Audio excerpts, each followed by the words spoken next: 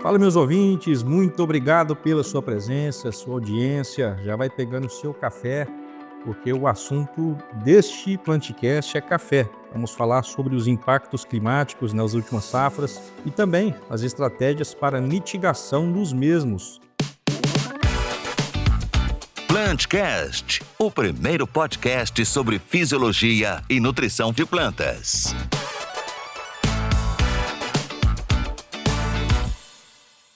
Este episódio é um episódio bastante aguardado por nós e por parte da nossa audiência. E eu convido para fazer parte desse Planticast o Caio Lazzarini, ele que é engenheiro agrônomo há 17 anos, com foco na cultura do café, é consultor Educampo Café na região do Cerrado Mineiro e é sócio proprietário da Fronterra Consultoria e Pesquisa. Caio, muito obrigado por você me receber aqui na Fronterra. Estamos aqui em Patrocínio, Minas Gerais, né? Um município muito relevante na cafeicultura. Eu te agradeço pela disponibilidade de me receber aqui. Ismael, eu que agradeço o convite. Ouvintes, obrigado, CL, também pelo convite, né? E tentar contribuir o máximo com vocês aqui. Com certeza, vai ser um episódio maravilhoso. Mas antes de entrarmos neste assunto que é muito importante, né, Caio? Eu queria conhecer um pouco mais de você, né? Engenheiro agrônomo há 17 anos. Fala um pouco da sua origem, como é que foi aí você entrar no mundo agro, né? E entrando aí também, você é um consultor bastante reconhecido no projeto Educampo. Fala um pouco sobre a sua trajetória profissional, fala um pouco da Fronterra, como que surgiu. Vamos lá. Bom, Ismael, eu sou a terceira geração da família que trabalha com café. Meu avô, ele era gerente de fazenda de café na região da Alta Mogiana. Ele foi gerente por praticamente 50 anos, né, Olha só. de uma fazenda de café. Já tive 2 fazendas de café. E com o tempo, né, meu pai foi nascido e criado na roça.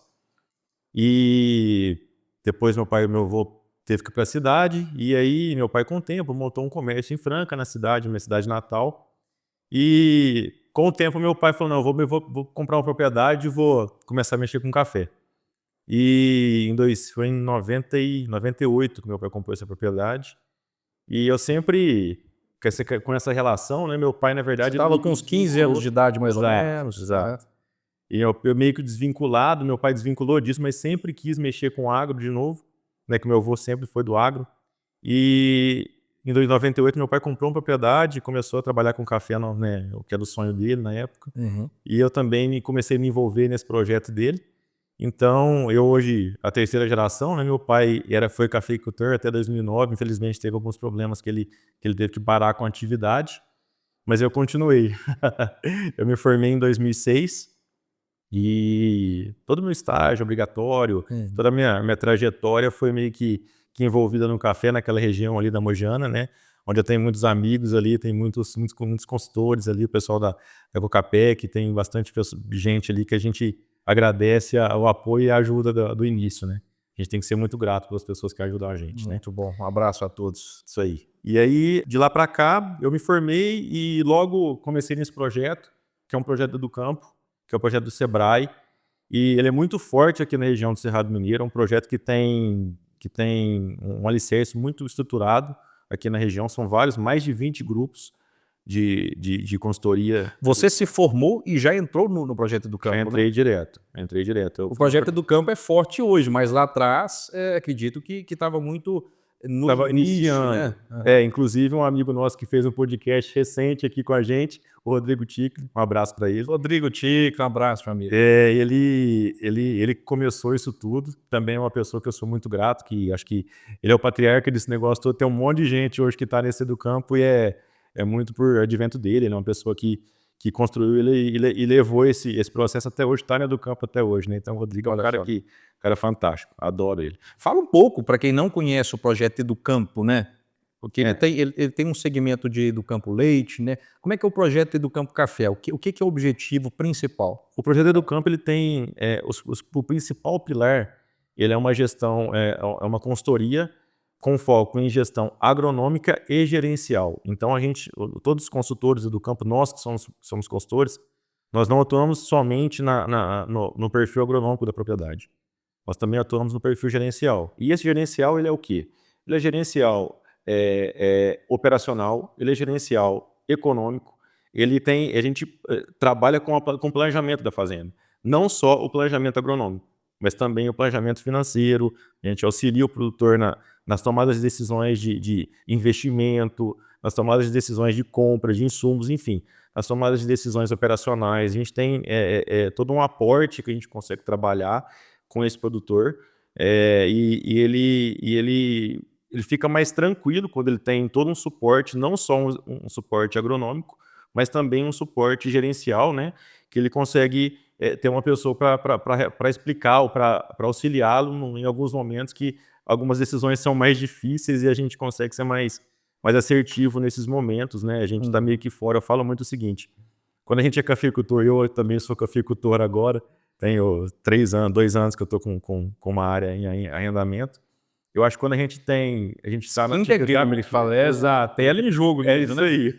Bom. E aí, quando a gente está no negócio, a gente entra com muito amor, né? Então a gente tem que ter alguém que faça isso para a gente com um pouco de razão também, né? Então, assim, o que é legal da consultoria? Que ela vem com razão. Então, eu como produtor hoje, eu tenho o amor do produtor. Então, assim, até quem é consultor hoje precisa de consultoria, porque a gente não pode envolver só no amor, tem que ter uma razão ali muito forte envolvida, alguém que ajude você a tomar decisão para você criar as melhores estratégias e ser mais assertivo no negócio. Então, o Educamp, ele é esse projeto, né, que ele tem 25 anos de projeto. É um projeto que me evoluiu pessoalmente, é absurdo, né? Eu acho que assim, eu agradeço todo dia o Sebrae, a Expocacer, que é minha cooperativa parceira desde então. Então, eu assim, acho que eu estou aqui hoje, acredito que estou aqui hoje, muito por esse projeto. Gratidão por ele também. Bacana. Eu quero mandar um abraço pro Jarbas. O Jarbas tá firme ainda? Tá firme com a gente. Ele é dos mais antigos, o Jarbas. O Jarbas, o Jarbas lá, ele fica lá em São Gotardo, né? Tarde. Em uma região ali muito importante no HF, mas que tem um parque cafeeiro bem interessante também. Olha, que pega ali parte do Rio Paranaíba, né? Matutina, Tiros, parte ali de São Gotardo, parte de Ibiá, né? Isso aí. Um abraço, Jarbas. Isso aí. E em 2019, eu comecei a desenhar uma estratégia para criar uma personalidade jurídica para mim enquanto empresa, né? E aí nós começamos, juntou eu e um outro consultor do campo, Luiz Gustavo, que é consultor do campo em Monte Carmelo, e a gente resolveu fazer uma estratégia para a gente montar uma empresa para atuar em alguns outros pontos que o Educampo não atende na íntegra. Então, a gente desenhou alguns pilares, que são pilares que a gente não consegue atender de uma forma mais alicerçada no Educampo, e a gente desenhou esses pilares para a gente trabalhar. Então, um dos pilares hoje, que é o mais forte hoje da empresa, né, é o pilar de pesquisa. Fronterra. Da Fronterra, isso. E é o pilar de pesquisa da empresa, então a gente começou esse planejamento, essa estratégia de marketing. Isso foi quando, cara? 2019. 2019. Uhum. E aí começamos com poucos trabalhos de pesquisa, fazendo alguns outros trabalhos de consultorias mais pontuais em investimento e, enfim, alguns outros pontos mais... algumas coisas pontuais para produtores que tinham necessidade, não uma consultoria assistida como do Educampo, contínua como do Educampo. A gente foi para esse foco. E a pesquisa foi se desenvolvendo, né? Eu falo que eu sou muito conservador. No início eu tinha um pouco de dificuldade de abrir, né? A gente constrói e é difícil a gente abrir passar para mais pessoas uma responsabilidade que é um pouco nossa também, né? Então eu tive um pouco de dificuldade no começo de fazer esse negócio evoluir, mas assim, fui aprendendo a lidar com pessoas, né? Que eu acho que é a grande sacada do agronegócio, de qualquer hoje negócio, né? É lidar com pessoas. E a gente foi evoluindo nisso, a empresa foi evoluindo também, crescendo. Hoje a gente atua só com café, só faz pesquisa em café em específico. Nós estamos em 5 regiões do Brasil hoje. Então, além do Cerrado Mineiro, nós estamos no sul de Minas, na Alta Mogiana, nas Matas de Minas, e também iniciamos um projeto recente agora no Espírito Santo. Então, tem algumas outras regiões aí que nós estamos começando a trabalhar com pesquisa também. Que bacana, Caio. Após vários anos de Educampo, você viu a necessidade de contribuir também através da pesquisa. Qual que é o seu sentimento? Eu queria saber um pouco mais sobre a importância da pesquisa na cafeicultura, né? O que que representa isso na evolução da atividade? Ismael, isso é a base de todo o conhecimento que nós temos na cafeicultura. E o Brasil é o país mais evoluído na cafeicultura do mundo, né? É a base de todo o conhecimento que nós temos é a pesquisa, né? Então, assim, o porquê que eu entrei na pesquisa? Porque eu vi muito a necessidade de entender algumas tecnologias, né? Que até então vinha para a gente com, isso aqui funciona, né? Então, o produtor, ele fala e ele tem... Se eu for colocar tudo que funciona e que vem todo dia, alguém colocar uma sugestão de produto para eu colocar na lavoura, eu vou produzir 150 sacas, né? E talvez não é esse a história, não vai adicionando as tecnologias, né? Então eu senti uma necessidade muito grande de entender um pouco mais do que vinha de tecnologia, conseguir filtrar e ter confiança para recomendar, né? A gente tem hoje várias empresas que fazem pesquisa conosco, mais de 60 empresas, e a gente percebe que... Opa, vamos falar sobre isso então. Então, em 5 anos de Fronter, são inúmeras empresas que são clientes então Sim. da Fronter, né? Sim, é isso aí. Inclusive vocês, Ismael. Nós temos alguns trabalhos com vocês, né? Então, eu senti muita necessidade da gente ter essa coisa interna para a gente entender as tecnologias que estavam surgindo, né? E a atividade agrícola, no geral, nesses últimos 10 anos mudou demais, né? A gente tem percebido tanto de tecnologia que tem entrado para a agricultura e a gente não consegue, é tanta informação que a gente não consegue nem tomar decisão. Então, assim, se não tiver pesquisa, você não consegue trabalhar. Que bacana. Até justamente nisso que eu queria entrar, Caio, porque empresas que trabalham com a pesquisa de campo, como a Fronter, acaba que incentiva as indústrias que trabalham também com a pesquisa industrial, né, a renovarem o portfólio, né? Exato. Pensar em algo que às vezes está faltando, né? E essa interação é muito importante. Demais. Vocês com as empresas, e é daí que há sempre uma evolução também de soluções no campo, né?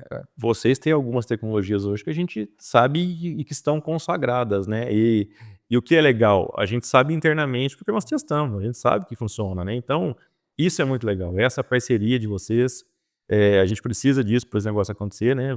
A Fronter, ela vem das parcerias das empresas, mas o que é legal é a gente saber o que tem de tecnologia e o que funciona. Isso é o mais importante. Internamente, a gente está muito bem estruturado com relação a isso. A gente sabe o que a gente tem na mão hoje, os produtos que a gente tem, que a gente pode recomendar e que a gente vai ter resposta agronômica. E quem é o maior interessado disso tudo? É o produtor, né? Eu sempre falo, o produtor ele é a grande base, a grande parceria nossa interna aqui da Fronter, ele é o produtor. O produtor, ele tem que ser o maior beneficiado disso, né? E ele vai ser beneficiado na ponta, né? Por quê? Porque nós vamos levar a tecnologia para ele que funciona, que foi testado, talvez até na propriedade dele, né? Então, o grande ator disso tudo é o produtor. É ele que é o maior interessado, né, dessa informação. Se a informação chegar nele, né, uma informação coerente, sem tendência, é uma informação que realmente ele confia e que ele pode usar para ser mais efetivo e ser mais rentável. Bacana. Caio, e pensando os problemas, né, nas dificuldades que a atividade cafeeira encontra-se nas últimas safras, nas últimas décadas, eu acredito que é isso que impulsiona também a pesquisa, né? Exato. O lançamento de novas moléculas, o lançamento de novas tecnologias. O que tem sido o gargalo da cafeicultura hoje e que tem realmente estimulado a pesquisa a trabalhar de uma forma mais forte, Caio? Eu acredito que os impactos climáticos são o pior problema que nós estamos vivendo nos últimos anos. Esses últimos 10 anos, principalmente, de 2015, 14 para cá, nós tivemos vários problemas climáticos, né? Entre veranicos, secas prolongadas e geadas, enfim. Coisa que nós ficamos ali de 98, 95, 90 até 2014 e 15, sem muito problema, né? Foi uma fase ali de 20 anos boa, né? Existe uma sazonalidade no clima, a gente sabe disso. Não, e o Brasil tem uma área territorial enorme, né? E quando a gente olha essa área, esse território brasileiro, do sul do Brasil até o norte, a gente tem diferenças climáticas que favorecem a agricultura, né, de norte a sul, mas que também nos proporcionam grandes desafios, né? A cafeicultura no Paraná, Exato. né, que passou por momentos difíceis, né, e que hoje a gente tem um parque cafeiro muito menor do que no passado. E a gente vê esse movimento, né, esse movimento da agricultura se adaptando ao clima, da pesquisa se adaptando às tecnologias, ao clima. E você mencionou do ano de 2015, né? Especificamente na região do Cerrado Mineiro. Conta um pouquinho o que nós passamos aí nos últimos 10 anos, Caio. Eu fiz um overview aqui quando eu recebi seu convite, Ismael. Eu peguei e fiz um overview para a gente entender o que aconteceu nesses últimos anos, né? E o quanto a gente foi impactado, né? Esse resultado do preço de hoje o café foi vendido, tem café sendo vendido hoje a R$ 1.900. Eu vi num grupo aqui vendas de R$ 2.000. Café de R$ 2.000 não tem negócio igual, Ismael. É assim, é um excelente Esse é um negócio. café, é o bica corrida ou é um café mais especial? É um café melhor que o bica um pouco, mas é um café que muitos produtores conseguem fazer na região, né? Que patamar de preço, hein, Caio? É uma coisa extraordinária, né? Se pensar nos parâmetros de produtividade que a gente tem nos últimos anos aí, em torno de 40 sacas, 45 sacas, de 35 a 45, com um preço de café desse jeito, a rentabilidade de café é excelente, é um ótimo negócio, né? Então, é por isso que eu acho que esses últimos intempéries climáticos que têm acontecido aí, a gente vem percebendo que tem afetado bastante a produtividade, né? Então, por isso, os preços estão nesse patamar. Não tem dúvida que a relação ela é bem direta, né? E também os preços nesse patamar, que são preços históricos, não pode ser um motivo de acomodação também, né, Caio? Porque tempos difíceis virão, independente do setor, que aqui a gente está falando do agro, dentro do agro a gente está falando da cafeicultura, mas tempos difíceis vêm na nossa vida, na indústria, né, em diversos setores. Então, estar preparado, né, produzir bem, tem sido realmente o grande foco da pesquisa e das consultorias, né? Com certeza, é esse que é o foco principal, né? Nós tivemos, igual a gente vem falando nos últimos anos, esses problemas e a gente precisa criar estratégias, né? E eu acho que esse que é o ponto que nós vamos trabalhar aqui, né, no podcast, criar estratégias para a gente conseguir ser mais efetivo, né? E tentar conviver com essas diferenças climáticas que nós estamos tendo nos últimos anos. Pragas e doenças, por mais que são desafios, nós temos hoje boas ferramentas, empresas estão também investindo. O grande desafio mesmo são questões climáticas, né? Que está fora da alçada realmente do ser humano. E o café é uma planta perene que está ali 24 horas por dia, 365 dias por ano, por vários anos, os pés ali estão expostos, né? Então é um grande desafio. Mas vamos trazer aí um overview dos últimos 10 anos. Vamos lá. Então, em 2015, nós tivemos um veranico muito forte, em janeiro e fevereiro, que afetou muito a questão de enchimento, né? Então, nós tivemos problema de peneira, foi um ano complicado para rendimento de café. Então, veranico, você se lembra que época que foi? Enchimento foi janeiro, fevereiro, ali, né? Ficou ali praticamente 60 dias sem chover, ou chovendo pouco, né? Numa época de demanda alta de hídrica do café, então tivemos bastante problema naquela época lá. Em 2016 tivemos uma geada em algumas regiões da região do Cerrado. Eu estou falando aqui mais do Cerrado, né? Porque é a minha realidade. Eu tive problemas com alguns clientes na região de Ibiá, de Campos Altos, de Araxá e algumas baixadas em Patrocínio e Cerro do Salitre. Também teve essa geada, então essa geada teve algumas áreas de recepa. Eu tive um cliente tem um cliente de 450 hectares em Ibiá. Ele teve que recepar mais de 150 hectares de café nessa geada de 2016. A geada é mais preocupante em baixadas, mas também ela pode acontecer em altitude também, ou não? Ou é mais em baixada mesmo, cara? Normalmente é mais baixadas. As regiões mais altas, em baixada, teoricamente, você tem mais problema, né? Por ser mais alto, a temperatura média já é menor, né? E na baixada é onde acumula o frio, né?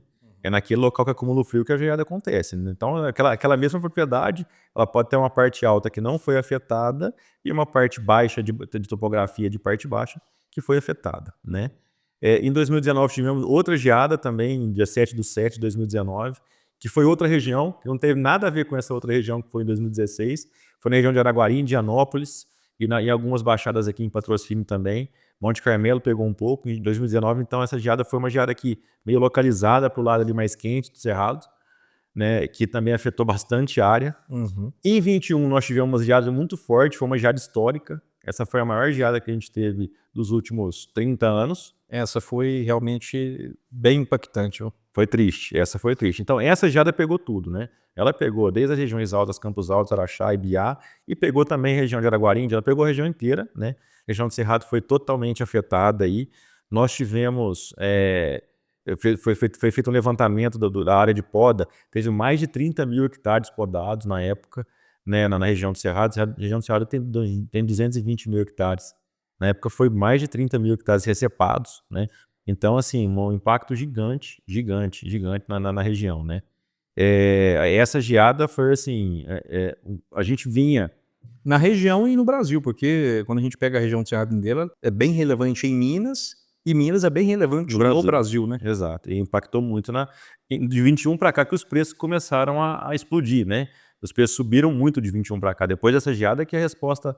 Quer dizer, de 21 para cá nós não tivemos baixa mais. Tivemos 23, um preço de próximo a R$900, ali 850, e depois ele voltou a subir A novamente. recuperação do cafeeiro é uma recuperação lenta, né? Então, não quer dizer que a geada deste ano vai ser superada para o ano que vem. Isso aí impacta, sei lá quantas safras para frente, né? De 2 a 3 safras no mínimo, né? Então essas áreas recepadas, por exemplo, ou áreas em renovação que tiveram que ser erradicadas, 2 a 3 anos para voltar. Muitos produtores não voltaram naquelas áreas, né? Porque sabe que foi um problema recorrente, então a gente está tentando também educar o produtor, né? Em 94 teve uma geada muito forte, só que em 94 o impacto da geada foi pequeno. Por quê? Porque os produtores só plantavam nas partes altas das propriedades. Agora não. Como foi em 94 e demorou praticamente 30 anos para voltar uma geada muito forte, os produtores foram abaixando as áreas, né? As lavouras foram descendo nas regiões, né? Então, aquela fazenda que tinha uma parte mais baixa, faz 30 anos que não gia, 20 anos que não gia. O produtor foi lá e plantou, né? E nessas áreas que eles desceram, foi as áreas que foram afetadas. Então, assim, a geada 21 foi a geada que marcou. Até aqui você vai, daqui para baixo não vai não, que vai ter problema futuro, né? Então, foi uma geada bem que ensinou a gente, né? Ensinou a gente a trabalhar. Você educou, sabe onde vai agora. Eu quero entrar aqui nesse ano de 2021, né? A geada foi marcante em 20 de julho de 2021. O que aconteceu com os produtores da região do Cerrado Mineiro? Eles estavam financeiramente preparados para isso? Como que você resume os impactos no primeiro ano, no segundo ano, terceiro ano? Teve gente que teve que sair da atividade, teve gente que teve que vender fazenda. Como é que foi isso? Ou passou? Muito legal a pergunta. Vida econômica e financeira, cada produtor tem o seu. Tem muito produtor que é produtivo, ele tem uma produtividade boa, só que ele não consegue ser muito saudável economicamente. E já tem alguns produtores que têm uma produtividade mais baixa, mas ele consegue ser saudável, porque ele tem um custo mais equilibrado, ele tem outras formas, um estilo de vida um pouco mais regrado. Então, assim, cada caso é um caso, é um negócio muito diferente. Eu tenho um grupo que... A vida pessoal é uma e a empresarial é outra, né? Tem que ter um equilíbrio ali, né? E quando o produtor vive daquilo, ele é o produtor mais afetado. O produtor que vive da atividade, ele é o mais afetado. Dos clientes que eu atendo hoje no Educampo, são 17 clientes. Desses 17 clientes, tem acho que 8 que não são exclusivos da atividade. Eles têm outro negócio. Então, esses produtores, o impacto é menor. 50%. 50% Dos seus clientes.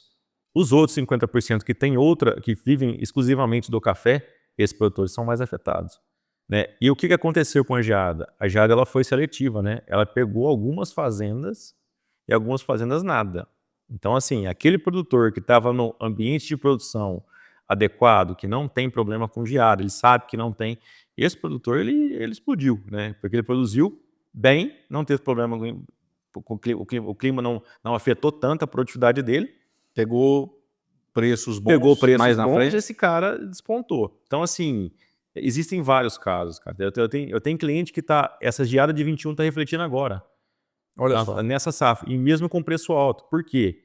Porque ele veio, lá na época ele fez alguns financiamentos, que prorrogou dívida, enfim. E agora chegou a conta. Agora em 24 chegou a conta. Então, assim, mesmo com preço bom, ele está economicamente, ele está com dificuldade. Está apertado. Tá apertado.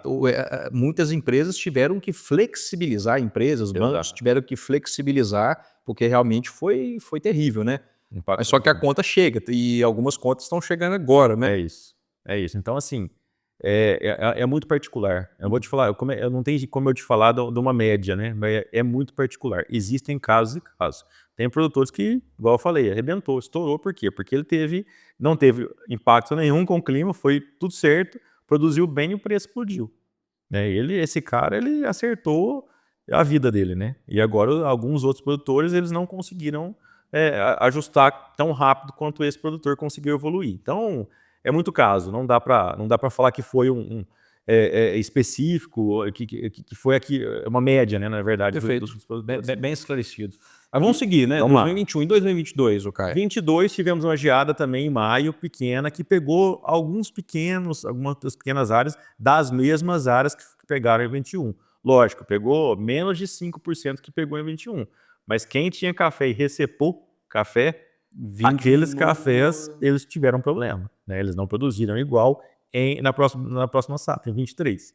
E um dado interessante, em 2016, a geada de 2016, geada de 2019, geada de 2021 aconteceram no mês de julho. Em 2022, Foi a maio. gente viu essa geada chegando em maio, né? Então, não é somente um risco, o mês de julho é um mês arriscado. Opa, não, pode ser que antecipe. Sim. Pode ser que seja em agosto, né? Igual foi agora esse ano, né?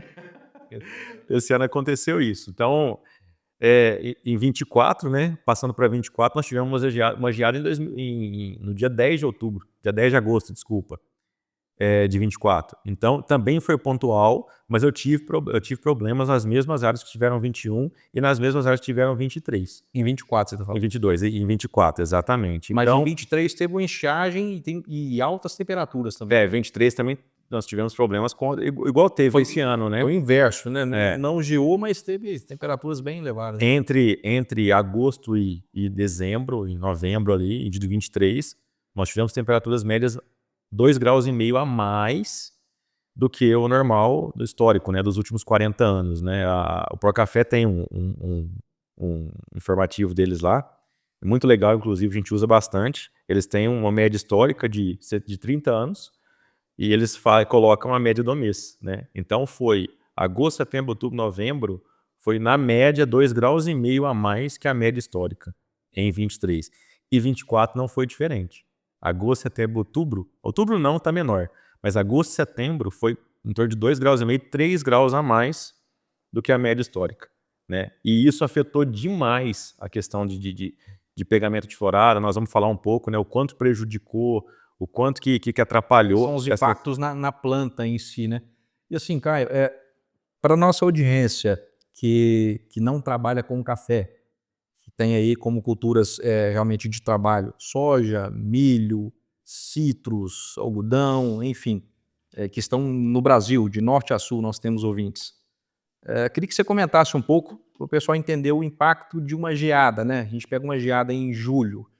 Como que a planta está em julho e o que é o impacto disso? Por exemplo, um pé de café, uma planta que está com a projeção de safra para o outro ano, né? Os abotoamentos, a estrutura reprodutiva, vai produzir, está projetando produzir 60, 70 sacas. Cai uma geada em julho. O que acontece? Quais são os impactos diretos que o produtor tem? Depende muito da intensidade dela, mas vamos pensar numa geada de intensidade forte, né? Ele perde a lavoura, ele perde aquela planta naquele ano. Ele vai ter que podar. Se for uma intensidade forte, ele tem que podar. E normalmente é do céu ao inferno. É do céu ao inferno. Uhum. Ele tem que entrar numa recepa, que é uma poda baixa, ou um esqueletamento, né, quando é uma geada menos drástica. Ou talvez ele nem precisa podar. Em 19, teve alguns casos que não foram podadas as lavouras. deu uma geada de capote, que a gente chama, que é uma geada leve, mas ela queimou só a parte externa da planta. Só que essa geada de capote ela é uma poda. Ela é como se ele tivesse um potencial de 60, ela viria para zero praticamente, 10, 0 ou no máximo 10 sacas por hectare. Então, mesmo uma geada leve, ela pode afetar bastante nessa fase, porque é a fase em que os botões florais estão praticamente todos formados ali, né? E a planta ela tá numa fase em dormência, esperando algum estímulo, né? Que seja chuva, que vai vir ali em setembro, provavelmente. E aí, nesse período ali, ela está praticamente pronta, né? Só esperando o estímulo de setembro para vir a florada, vir a antese e começar a acontecer. Então, como ela está pronta, se ela tomar uma geada naquele momento ali, ela perde praticamente 100% do potencial produtivo. A recuperação vai vir... Só daqui 2 anos ele consegue produzir de novo, né? Então, café é produção uma vez por ano, né? Então, a gente tem esses problemas aí com as geadas, né? A geada é muito forte. Eu fico imaginando você que tem um senso de gestão muito aflorado por todos esses anos de Educampo e agora na Fronterra, olhar uma planilha e ver aquilo ali, aquele planejamento, aquela projeção, né? Aquele fluxo de caixa, ele precisar de um reajuste bem drástico, né? Exato. Aquele ano que ia ser realmente um ano de investimentos, de melhorar uma estrutura de terreiro, comprar um maquinário, ou de começar a arrendar outras áreas para começar plantios, aquilo ali vai tudo para água abaixo, né? Então eu imagino que é bem desafiador para todos, né? Eu acho que o cafeicultor, ele realmente é o mais impactado, é que a gente tem que realmente considerar a sua resiliência, o seu amor pela atividade. Ele é realmente o grande impactado, mas toda a cadeia sofre, né? Com certeza. A consultoria, as empresas, e ninguém fica feliz por isso, né, cara? Nos gráficos nossos, é muito claro isso, Ismael. A gente olha nos últimos, a gente veio evoluindo a produtividade em 2000, eu comecei em 2007 esse trabalho, e a gente tem conseguido a evolução da produtividade, mesmo tendo dificuldade, em alguns anos pegando algumas áreas a geada ou estiagem, enfim. Mas a gente tem conseguido aumentar. Em 21 foi o ano que a gente desceu a escada, né? A gente saiu aí de 33, 34 sacas lá atrás, em 2009, 2010, veio evoluindo, chegamos até 43, 44 sacas de média com esse grupo. E esse grupo de cliente do olho é meio que o mesmo. Média no grupo que você assiste, né? Grupo. E ele é meio que o mesmo grupo, né? Então, assim, mudou muito pouco o cliente. Então, esse histórico, ele é bem Fiel. bem fiel. Então, chegou em 21 para 22, né? Que foi a colheita de 22. Depois da geada de 21, nós tivemos um impacto gigante. A produtividade caiu para 34, 33 de novo, voltou lá, né? E nós conseguimos evoluir um pouquinho agora. Agora o impacto dessa seca desse ano, nós tivemos praticamente 360 milhões de déficit hídrico, né? Se a gente tivesse toda a área irrigada, esse impacto seria menor. Não é que a irrigação só ela vai resolver. A temperatura influencia demais também, né? O clima, ele não é só o déficit hídrico, né? A temperatura influencia muito. Então, mesmo as áreas irrigadas perderam. E não foi pouco, perdeu muito. Mas esse impacto é menor. Então, as áreas irrigadas, ela tem um pouco mais de resiliência, né? Nós vamos falar um pouco aí de alguns pontos para mitigar, né, esses efeitos climáticos. A irrigação é um ponto desse. Vamos entrar agora, e eu já estou servindo um cafezinho aqui para a gente já mudar o caminho dessa prosa e a gente já ir para estratégia de mitigação. Mas antes disso, eu peço você, querido e querida ouvinte, que se inscreva, siga aí o Plantcast, né? Nós temos também um canal da ICL no YouTube, nosso perfil no Instagram. Nos acompanhe para a gente estar cada vez mais juntos. E a sua sugestão, a sua opinião é muito importante. Não deixe de deixar o seu comentário, a sua sugestão, ok?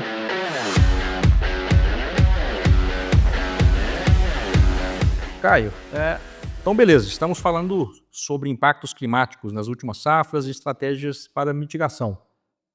Vamos adentrar em estratégias. Como você inicia essa nossa conversa agora, Caio?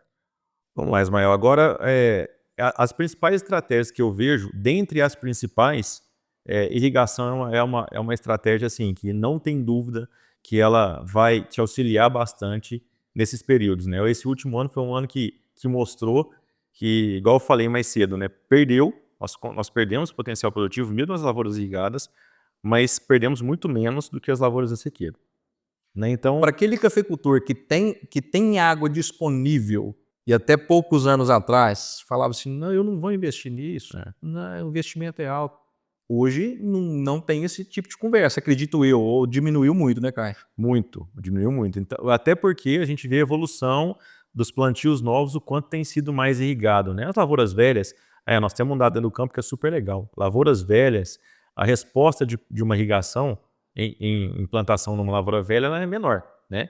Porque você perdeu a fase de maior potencial produtivo da planta, né? Se você colocar numa lavoura de 10 anos uma irrigação, a resposta é diferente de uma lavoura nova recém-plantada, né? Vai ter resposta? Com certeza. Uma Você indução vai... do sistema radicular, Exato, tudo isso, né? exato, é outro perfil, né? Então a gente recomenda, né, normalmente, colocar em lavoura nova. Então o produtor vai renovar a lavoura, ele vai renovar a lavoura, renova com irrigação, desde que ele tenha água, né? Hoje não tem região.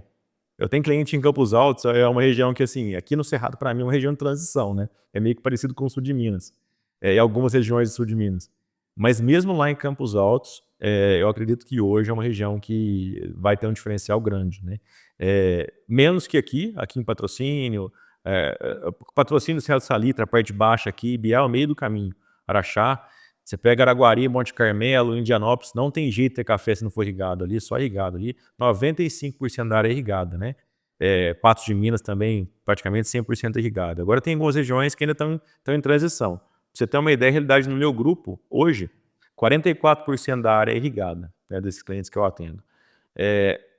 As áreas com menor de 10 anos, os cafeeiros com talhões com menor idade, menor de 10 anos, 54% dessas áreas já são irrigadas, né?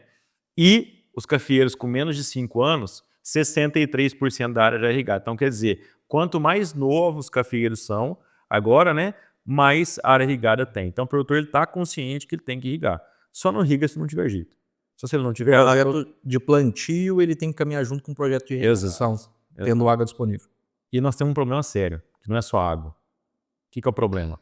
O problema é a água, é a energia, é a disponibilidade de outorga, porque às vezes tem água, mas não tem disponibilidade de outorga, né? Então tem que ter o documento. Então, assim, ou às vezes até o projeto. Tem produtor que ele faz um projeto mal começado, mal orientado, né? A gente tem colegas que trabalham com um projeto hoje de irrigação, então vamos procurar, produtor que tem condição, procura um projetista, procura alguém que auxilie ele ter alguns parâmetros para ele desenhar um projeto, porque, na verdade... Se você quiser falar o nome da empresa, pode falar, ou se você quiser que o pessoal... O André Fernandes... Pode ficar à vontade. Um colega nosso, fantástico. O André, da C3, é um colega nosso, a gente indica ele muito. O André é um parceiro nosso, ele vai nas áreas, ele ajuda a gente a criar esses parâmetros médios para a gente tentar ser mais assertivo possível no projeto de irrigação. Então, o produtor, ele precisa ter isso, ele precisa ter essas informações básicas para ele já ir cotar o projeto. Porque vai vir projeto, quando ele for cotar, fazer orçamento em várias empresas, vai vir projeto de tudo quanto é jeito. Tem um projeto de R$10 mil por hectare e de R$20 mil por hectare. Mas os parâmetros desse projeto são completamente diferentes. E o produtor, às vezes, ele compra o mais barato, né? Não o mais efetivo ou o que vai servir para ele. Então, assim, você tem que ter alguém para te orientar, para fazer uma base do projeto, e dessa base você vai para a cotação. Eu quero, no mínimo, com isso, com uma lâmina de 2,8, 3 milímetros por dia. Eu quero... essas são as bases, né? É importante ter, então, um profissional que direcione Exato. o que o produtor precisa dentro daquela realidade dele, né? Exato, porque senão ele vai comprar, às vezes, um gato por lebre, né? Então, é melhor ele já ir orientado, ele vai com os parâmetros. Então, vocês vão perceber, quando o produtor for buscar, ele tiver uma orientação e for fazer cotação, que os preços não oscilam tanto. As empresas, elas trabalham com o mesmo perfil de lâmina, tudo, mais ou menos o mesmo preço, não muda muito. O diferencial de preço é 10%, no máximo 15% de uma empresa para outra, né? Quando a coisa varia muito, pode perceber que tem alguma coisa que está errada, que não está legal. Então, além de energia, água, outorga, o projeto. Isso é tudo muito importante, né? Então, às vezes o produtor ele tem água, tem energia, mas não tem projeto. Ou então ele tem energia, tem o projeto, mas não tem água. Então, assim, existem várias coisas diferentes, né? Então o produtor ele tem que ter tudo isso para a coisa rodar 100%. Eu vejo algumas situações, eu já vi algumas situações de amigos, conhecidos, que viram esse processo da energia ser muito moroso. Isso ainda existe ou situações pontuais? Por que acontece isso, Caio? Eu não sei se nós estamos numa região, eu percebo que a Mogiana, que é uma outra outra empresa que faz a servidão de energia, né?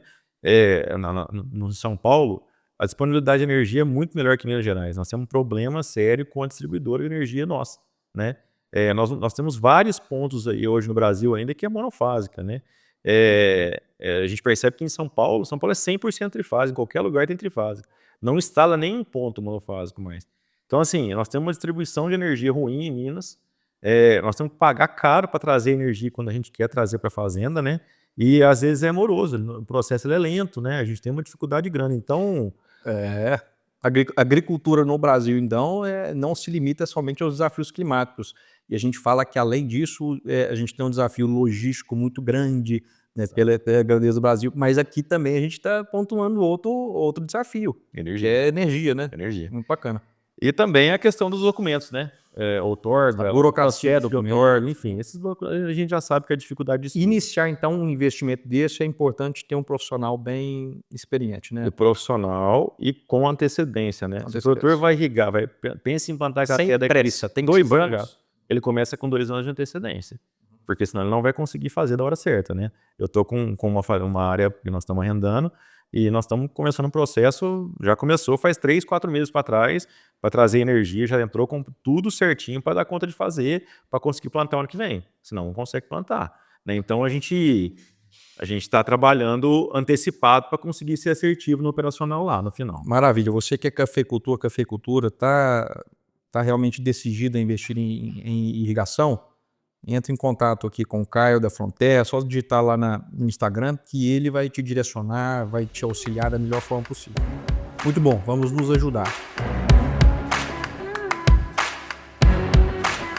Mas e aí, Caio, nós temos então a irrigação como uma principal estratégia de mitigação, né? Isso aí. E esse investimento, né? Ele varia entre 12 e 15 e 20 mil reais, depende do tamanho da propriedade, né? Os custos de manutenção da irrigação médio anual, entre energia, manutenção, enfim, manutenção geral do sistema ali, varia entre 1.000 e 2.000 reais por hectare, né? E mesmo assim, a gente sabendo que tem esses custos, na média dos meus clientes no último biênio, nós fechamos com 12,3 sacas a mais por hectare nas áreas irrigadas com relação às áreas de sequeiro, né? Isso é um número muito interessante. Quer dizer, o café hoje de R$ 1.500, vamos colocar, é R$ 18 mil por hectare a mais. Para né? um projeto rápido num cenário como este, né? Um payback mais rápido, né? Um payback, né? Mas que a gente não tem dúvidas, né? Que a produtividade, ela realmente avança, né, Caio? É isso aí. E assim, o que eu vejo de mais dificuldade na irrigação ainda são pessoas, né? Como a gente tem dificuldade em tudo no agro hoje, o principal problema são pessoas. E conduzir o processo de irrigação dentro da propriedade, ele é extremamente complexo. Não é simplesmente fornecer de água. Tem que ser monitorado. A hora certa, né, o volume certo. No projeto, o local tem que estar certo, né? Mas a hora certa, o volume certo, do jeito certo, né? Isso. Então, a pessoa que está lá no campo tem que ter uma pessoa especializada no campo, tem que treinar uma pessoa. Treinamento é muito importante. Eu falo sempre nas fazendas dos meus clientes, cara, às vezes o cara, ele tem uma pessoa que fica na irrigação. Só que aí, tem uma época do ano que a gente não irriga. Normalmente, de novembro até fevereiro ali, se irriga muito pouco, porque está chovendo, né? Então, se irriga pouco. Então, essa pessoa faz outro trabalho naquele período. E aí, depois, na colheita, normalmente eles usam essa pessoa para fazer alguma outra parte do processo, porque a colheita é sempre apertada, né? E na colheita é justamente a época que o cara tem que irrigar. O tempo inteiro ele tem que estar olhando a lavoura. Então, manutenção de mangueira. Exatamente. Então, esse momento, e o produtor ele tem tendência de tirar aquela pessoa, né? É mais importante a colheita. Né? Cara, o mais importante da tua fazenda é a irrigação. É mais importante que tudo. A irrigação ela que traz o negócio para a realidade. Na verdade, tudo é importante. Você só não pode desconsiderar desconsiderar uma peça, né? É isso. Bacana. Então, esse é um ponto, né? A irrigação acho que é um ponto crucial para a gente mitigar alguns riscos aí.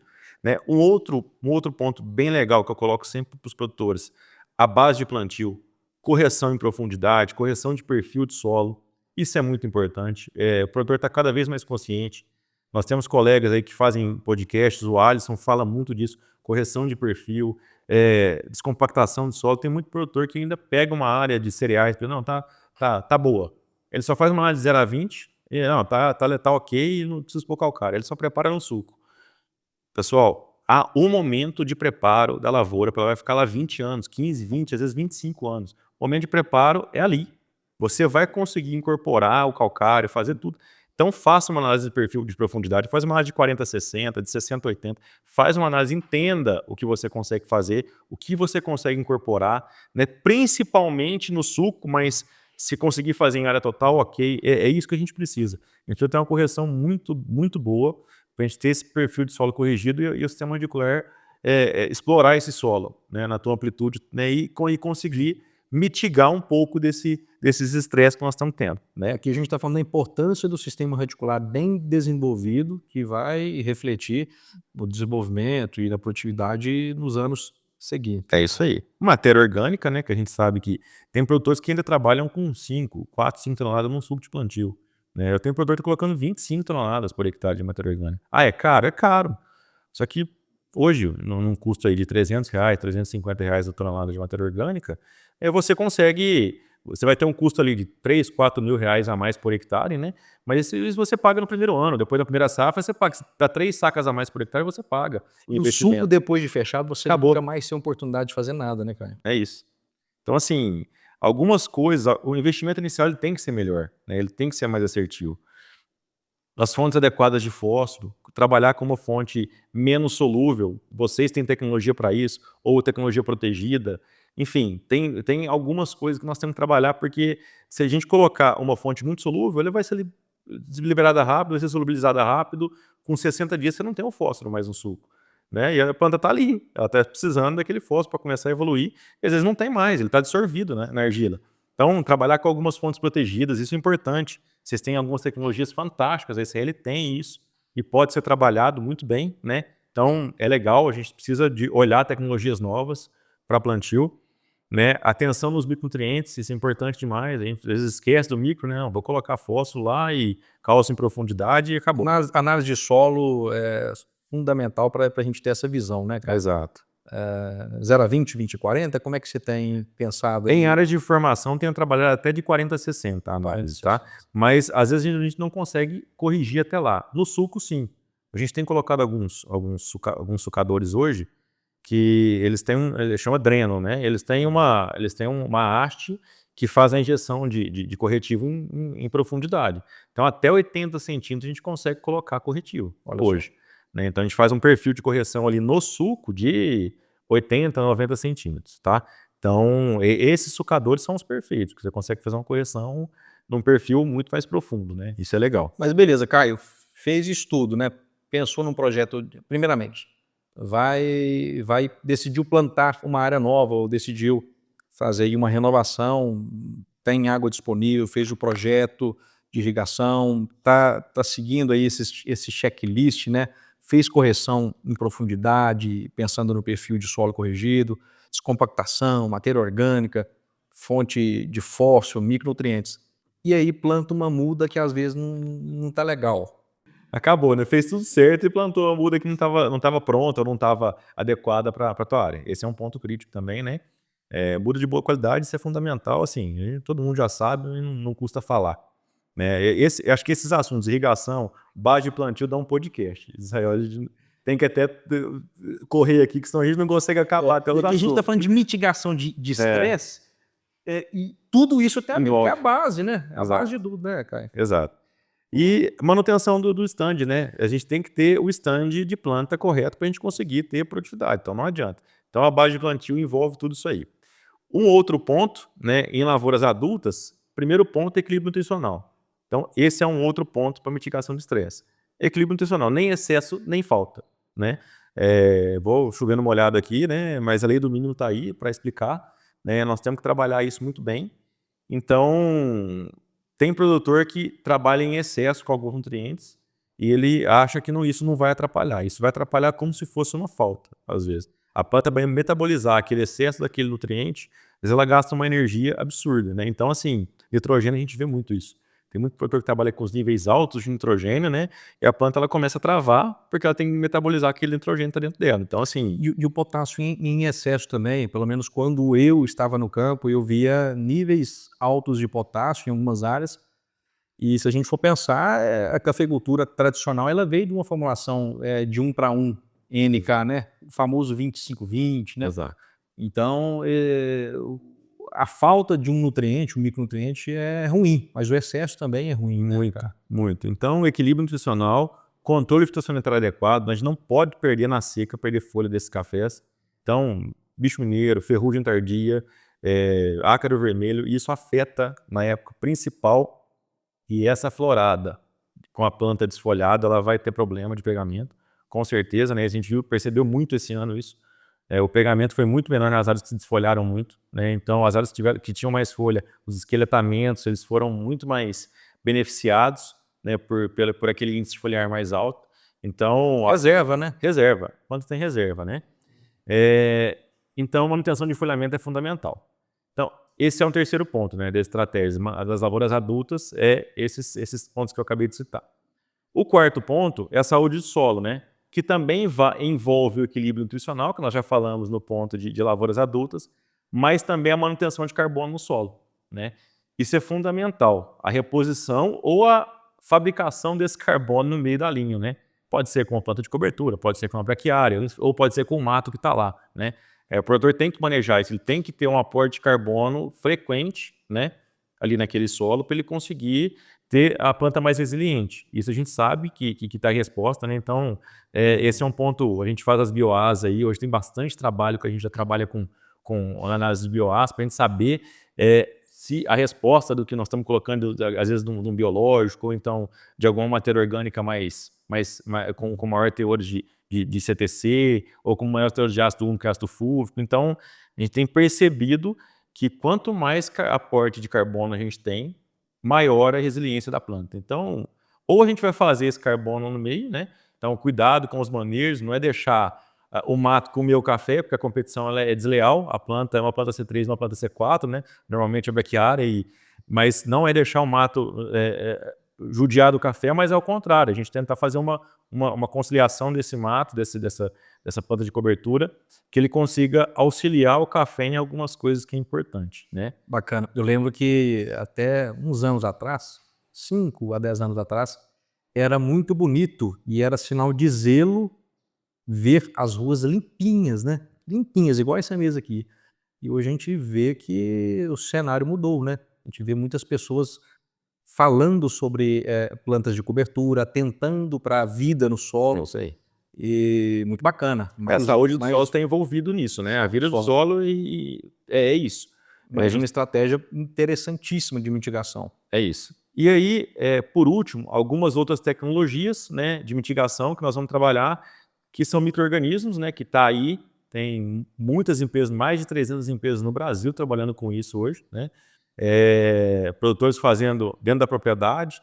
Então, nós temos muita tecnologia surgindo, muito produto novo, muito micro-organismo diferente para trabalhar. Os mercados biológicos têm crescido muito, né, cara? Muito, muito. É um trabalho, e assim, a gente tem percebido que o produtor está cada vez mais adepto para isso, né? A gente, quando começou, lá há 10, 15 anos atrás, era muito incipiente no café. Não, nos cereais não, soja sempre foi, né? Soja tem inoculante, pô, o inoculante tá ali, né? Ele é um biológico ele é utilizado faz 30 anos, sei lá. Eu acredito que revolucionou a atividade, né? Isso aí. Só que no café ele ainda era muito incipiente, não tinha isso, né? Os trabalhos no café são muito lentos pelo estilo pela fisiologia da planta. Exato, exato. E aí acho que isso acaba que atrapalha um pouco também, né, a evolução. Pra você ter uma ideia, nós temos hoje na Fronterra mais de 40 trabalhos com biológicos. Mais de 40 trabalhos. Então, olha o volume de trabalho que tem, olha o tanto de empresa que está no mercado hoje trabalhando com isso, né? E o que a gente tem tentado entender sobre esses micro-organismos, né? Então, é uma coisa assim que tem evoluído bastante. Não, eu fico imaginando assim, é um universo. Acho que tem tanta coisa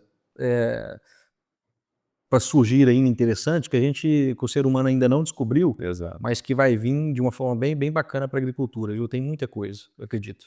Eu acredito que você falou tudo, vai vir muita coisa, tem muita coisa surgindo e cada vez, né, o produtor adequando e tentando entender o que faz sentido para ele, né? Então, alguns micro-organismos promotores de crescimento radicular, a gente já sabe que tem, né, alguns produtos que que auxiliam no crescimento radicular, que são solubilizadores de alguns nutrientes, né, alguns produtos específicos, algumas cepas de bactéria. Então, existem vários produtos no mercado hoje que a gente já trabalha e sabe que funciona, né? Para solo, eu acho que está muito claro para nós, enquanto consultoria aqui, a resposta desses biológicos. Para folha, a gente tem alguns produtos que a gente também entende que é legal, mas a grande maioria ainda está muito...